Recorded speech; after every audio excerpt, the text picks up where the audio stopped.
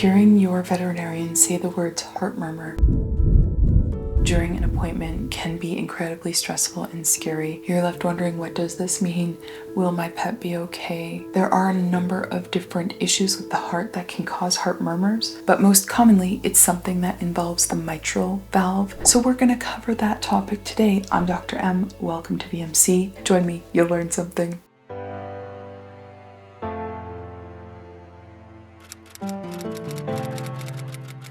Let's begin by brushing up on some cardiac anatomy basics. So the heart is composed of 4 chambers for both the cat and the dog, and we split it into the left and the right side. Each side has an upper chamber called an atria and a lower chamber that we call a ventricle. The heart has many one-way valves that keep the blood moving in the direction that it's supposed to without allowing it to go backwards and back up somewhere in your pet's heart or body. Between the left atrium and the left ventricle, we have the mitral valve, the focus of today's video. The way that the blood flows is that it will receive oxygen in the lungs, leave the lungs, come to the left atrium. Then, with the next contraction of the heart muscle, the atrium will push the blood through the mitral valve into the left ventricle. When the left ventricle next contracts, it pushes the blood containing all of that oxygen out to the rest of the body. Now there's a little bit to understand about the anatomy of the mitral valve itself. It is actually a bicuspid valve, meaning that it has 2 leaflets, and there are also these very strong fibrous attachments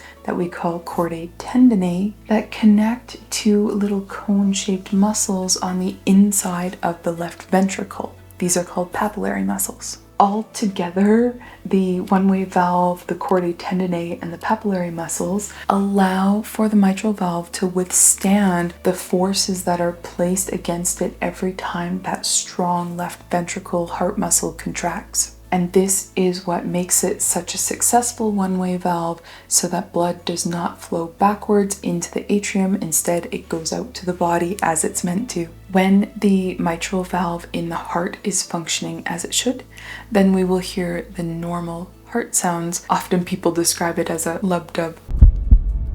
When there are issues with the mitral valve, this will change how the heart sounds, and this is what makes the heart murmur. Now, there are many different ways that the heart can sound abnormally, but when it is a mitral valve issue, we usually are hearing a whoosh sound or a swoosh sound when the ventricle is contracting. And we will be able to hear it most clearly on the left side of your cat or dog's chest. We will grade any heart murmur that we hear from 1 to 6, but all this does is communicate to other veterinary professionals how loud the murmur was when we were listening to it at that point in time. It doesn't tell us anything about exactly what's causing that abnormal sound to be made.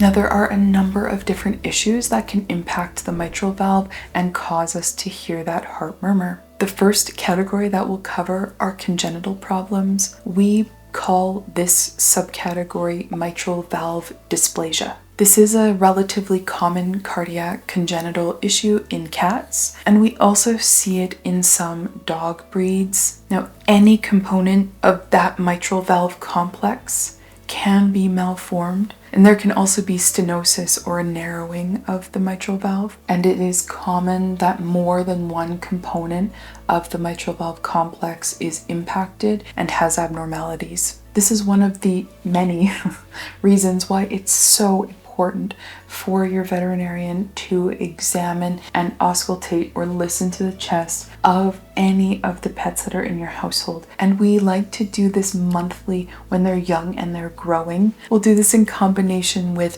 things like deworming and vaccine boosters. It is an important part of those appointments that we're listening very carefully to kitten and puppy hearts, because if there is an abnormality, catching mitral valve dysplasia as early as possible is very important. The second category is one that you may be more familiar with. This is called mitral valve insufficiency, and we believe it to be a degenerative change. Although we don't know exactly what causes it, there does seem to be a bit of a genetic component, but we don't know if there's other factors involved or not. With mitral valve insufficiency, or MVI, the mitral valve over time becomes thicker and floppier, and sometimes a chordae tendineae can break and no longer help to hold the mitral valve in position. These changes result in the mitral valve not closing properly as it used to, and this will result in blood flowing backwards through that mitral valve. Now, approximately 10% of dogs will develop a heart issue of some sort during their lifetime, and roughly 80% of those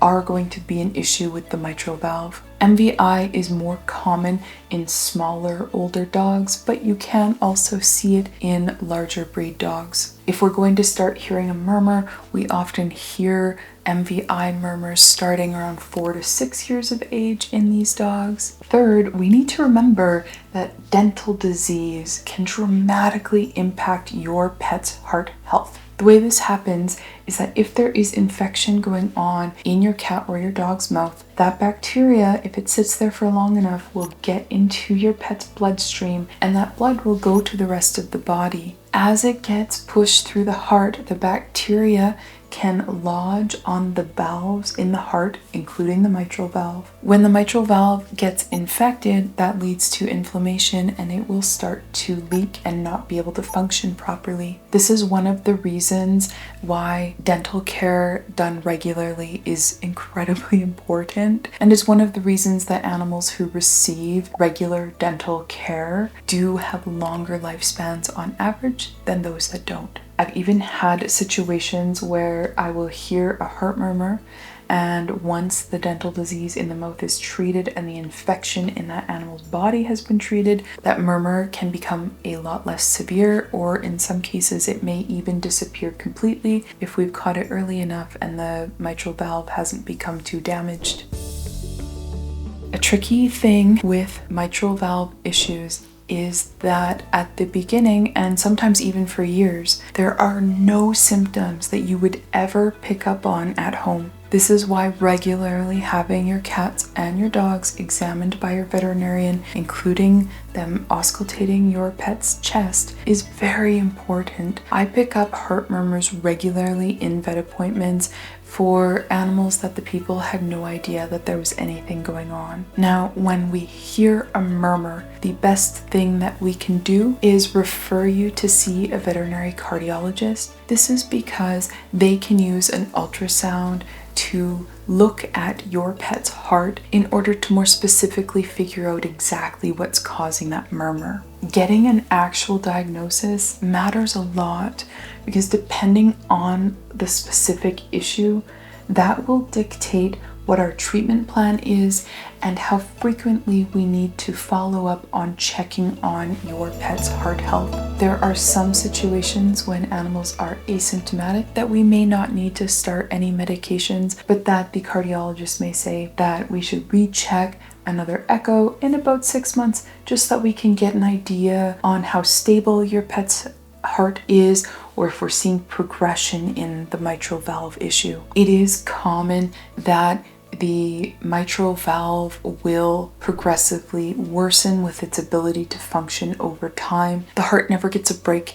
It has to pump 24/7 year after year after year. And when you're having small amounts of blood leak backwards, that means that there's a larger blood volume in the left atrium than is normal. Now, the heart is a muscle, and when you're stretching that muscle, then over time it can become thinner, and it may not contract as well to get the blood back into the ventricle with the next heartbeat. When that happens, then we start to see that blood can back up even into the lungs. Now, this becomes what we classify as congestive heart failure. Perhaps you may have heard that term before. There are a number of different heart issues that can result in heart failure in cats and in dogs, and mitral valve issues are one of them. When you start seeing an animal that has congestive heart disease, then in those situations they are often symptomatic. Some of the most common symptoms we will note is that they are less energetic than they used to be. You might notice that they're panting more, or that their breathing rate while they're sleeping is faster than it used to be. We will also often hear things like coughing and gagging. Animals may be weak.